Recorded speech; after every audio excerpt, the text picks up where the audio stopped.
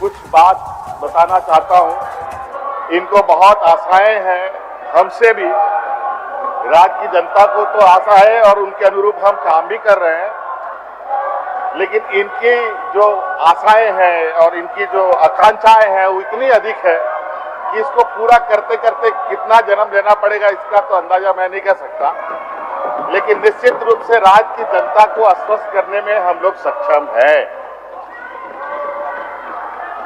इनकी सहारे की आवश्यकता नहीं। और अभी विगत प्रकरण अभी 2-4 दिनों से जो यहां चल रहा है अध्यक्ष महोदय, हमें लगा कि अब ये हमारे जो विपक्ष के लोग हैं इनमें अब कुछ रस बचा नहीं है, सब खत्म हो गया, ऐसा मुझे गलतफहमी था।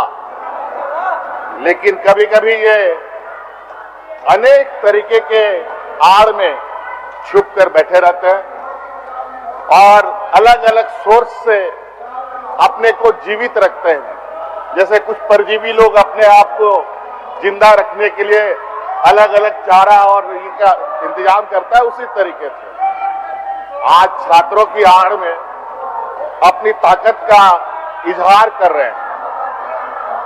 तो मुझे भी लग रहा है कि थोड़ा बहुत अब इनमें बचा हुआ है रस, वो भी अगले कुछ समय के बाद वो भी खत्म हो जाएगा, मैं समझ करता हूं।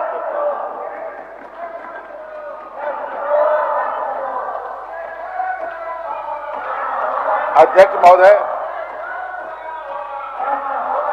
सरकार की मंशा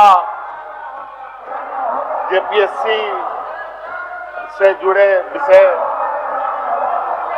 डीडीपीएल के द्वारा लिया गया एग्जाम के संदर्भ में आप लोग छात्र के हित में बात रखे नहीं और बात कर रहे हैं तो सुन भी नहीं रहे हैं। कम से कम सुनिए तो। सीआईडी, सीबीआई, सुनिए तो। तरह तरह की चीजों को लेकर सदन में बात आ गई है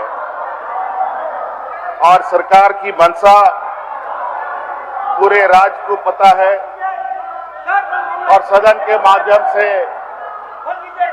भी बताया गया है। लेकिन हमारे विपक्ष इस राज्य के भविष्य, इस राज्य के आने वाली पीढ़ी को क्या सही और क्या गलत है उसको ना समझ पाए, इसके लिए निरंतर इनका मान्य सदस्य अब इनको लगता है कि विगत 6-7 सालों में इनके पास रिपोर्ट बचा नहीं था, तो एक ऐसा दौड़ पर ये दौड़ चले हैं जहां फिर से इनको खाली हाथ ही हासिल होगा। अध्यक्ष महोदय, किन किन परीक्षाओं को हम रद्द करने जा रहे हैं, रद्द करने का निर्णय लेने की सरकार ने छात्रों को आश्वस्त किया है। किन किन परीक्षाओं को जांच करने का आश्वासन दिया है और ये सारी चीजें बड़ा ही मकरजाल की तरह बुना हुआ जो इन्हीं के द्वारा बुनाया गया है। अध्यक्ष महोदय, डीडीपीएल कंपनी कहां की है अध्यक्ष महोदय? यूपी की है, लखनऊ की है अध्यक्ष महोदय। वहां से वो षड्यंत्र करके यहाँ के यूपी बिहार के लोगों के साथ जुड़ाव बना करके यहाँ के नौजवानों को दिग्भ्रमित करने का काम कर रहा है। अध्यक्ष महोदय, अध्यक्ष महोदय, मुझे लगता है कि जो सरकार ने निर्णय लिए हैं अध्यक्ष महोदय, रिफॉर्म्स का रद्द करने को लेकर और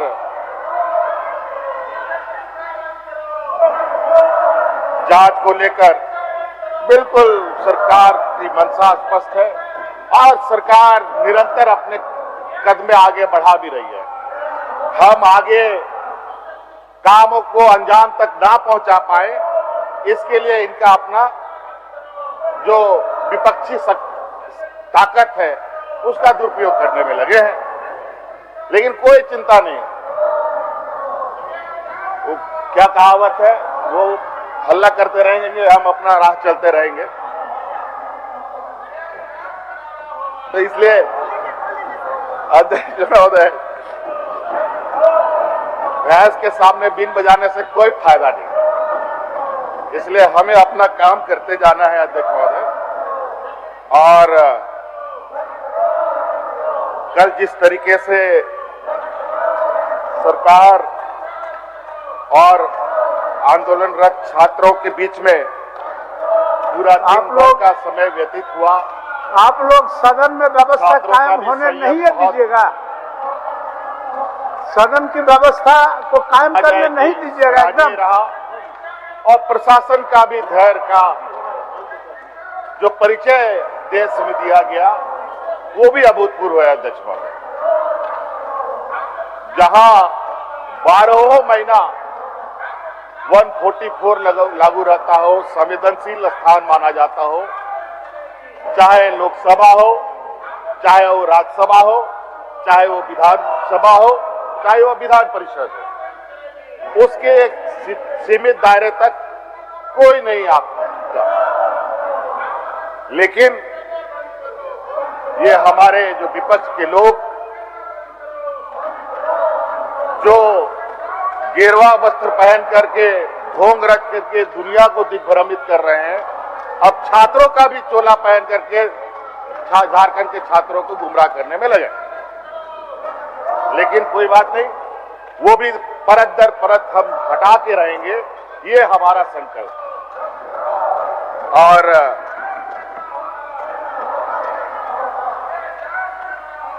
हमारे अध्यक्ष महोदय, हमारे साथ वो व्यवस्था नहीं है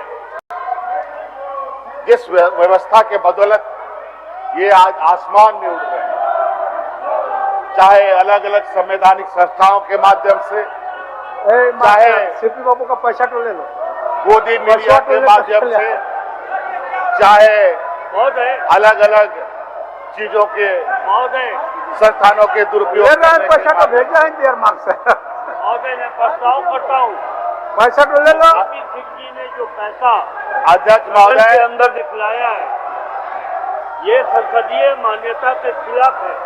ये अध्यक्ष महोदय, ये सदन की गरिमा को किस तरीके से तार तार करते हैं, चलिए अध्यक्ष महोदय, और ये लोकतंत्र बचाने की बात करते हैं। आज यही चलिए भारतीय जनता पार्टी और आरएसएस के लिए नुमाइंदे आप लोगों का आचरण को 70 साल तक इन लोगों ने झंडा नहीं ढोया, बड़ी बारीकी से तिरंगा झंडा नहीं ढोया, बहुत बारीकी से देख रहा है। उसी तिरंगा झंडा को कंधे पे रख करके देश को दिग्भ्रमित करने में लगे। अध्यक्ष महोदय, मैं चाहता हूं कि इस बात को बहुत ज्यादा लंबा करने की आवश्यकता नहीं है। हमारी मंशा स्पष्ट है अध्यक्ष महोदय। ये देखिए, व्यापारियों की जमात से आने वाले ये सब हर एक के जेब में नोटों के बंडल भरे पड़े हैं, और उसी नोटों के बंडल के बदौलत ये लोकतंत्र को खरीदना चाहते हैं अध्यक्ष महोदय। सभी के जेब चेक किया जाए अध्यक्ष महोदय, सभी के जेबों में नोटों का गड्डी भरा पड़ा होगा, सभी के घरों में छापा मारा जाए अध्यक्ष महोदय, सभी के घरों में नोटों का बंडल पड़ा होगा। हो गया। और उसी के बदौलत ये लोग मंदिरों का भी, ये लोग मंदिरों को भी नहीं छोड़ा अध्यक्ष महोदय। अध्यक्ष महोदय, हम लोगों ने चौथी जेपीएससी बैकलॉग 23-25 माननीय सदस्यगण, माननीय सदस्यगण, एफआरओ 11-13 जेपीएससी और एपीपी, ये सभी परीक्षाएं पीटी मेंस हो चुके हैं, कानूनी प्रक्रिया के तहत आ चुका है अध्यक्ष महोदय।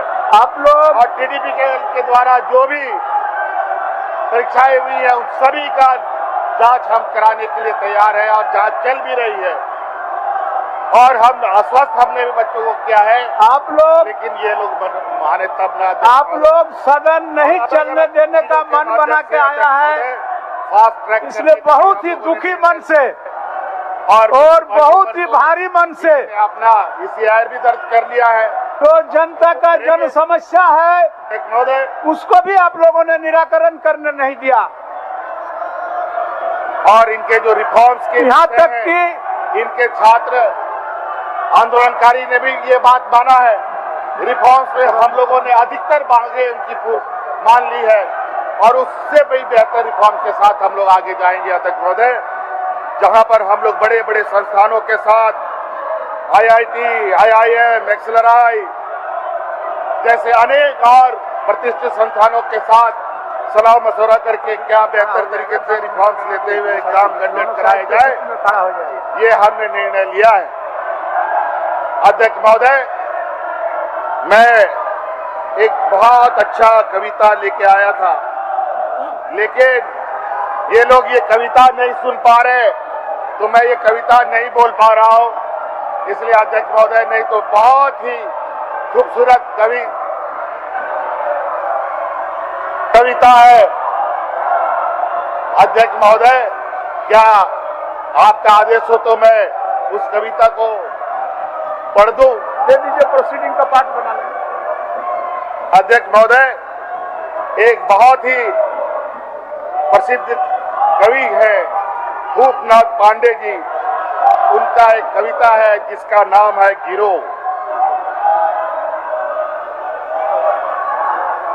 गिरो गिरो की अभी और गिरने की संभावनाएं भरपूर है। इतना गिरो कि गुरुत्वाकर्षण बल भी शर्म के मारे गिर पड़े। अभी तो गिरने की शुरुआत है। गिरने के अपने सामर्थ्य पर भरोसा गिरने मत दो। सारा विश्व तुम्हारा गिरना देख रहा है और खुद ना गिर पाने पर अफसोस कर रहा है। गिरो, पर अकेले मत गिरो। रुपया के साथ गिरो, चरित्र के साथ गिरो, गर्व के साथ गिरो कि एक तुम ही हो जिसमें गिरने की इतना साहस है। बेशर्मी के साथ गिरो, बेदर्दी के साथ गिरो कि दुनिया तुमसे गिरना सीख रही है। किसी एक ही मामले में तुम सही, तुम्हें विश्व गुरु होने से कोई नहीं रोक सकता। आने वाली पीढ़ियां तुम्हारी गिरने में अपने गिरने की संभावनाएं तलाशेंगी। वे तुमसे भी ज्यादा गिरने का पराक्रम करेंगी। उनकी पराक्रम पर यकीन करते हुए जरा और जोर से गिरो, थोड़ा शोर से गिरो, चारों ओर से गिरो, निपट भोर से गिरो और गिरते रहो। यही सच है अध्यक्ष महोदय हमारे विपक्षों का। धन्यवाद।